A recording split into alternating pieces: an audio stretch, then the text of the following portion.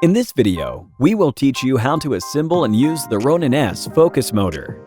First, insert the rod into the focus motor's mounting unit and tighten the mounting screws. Align the mounting screws with the M4 screw holes on the camera riser and tighten them. Mount the camera on the camera riser and tighten the camera riser's mounting screws. Attach the mounting plate to the camera riser and tighten the two slotted screws on the bottom of the mounting plate. Align the gear strip on the focus ring and adjust the length to ensure it fits tightly around the camera lens. Adjust the gear strip's position as necessary.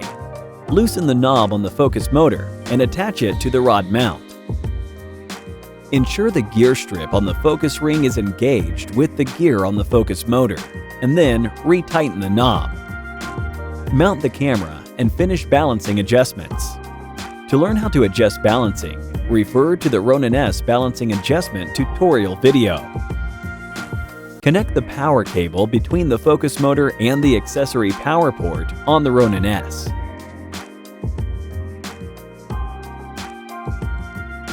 Press and hold the power button on the gimbal to power on the Ronin S and focus motor. Start calibrating the focus motor manually as shown by pressing the focus wheel multifunction button or by pressing the focus motor function button twice. Calibration can be performed automatically for lenses with a mechanical limit.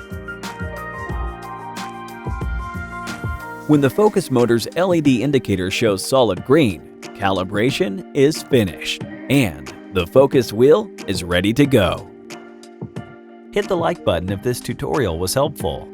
If you need any support with your DJI gear, feel free to contact us via Facebook Messenger by following the link in the description. Thank you for watching.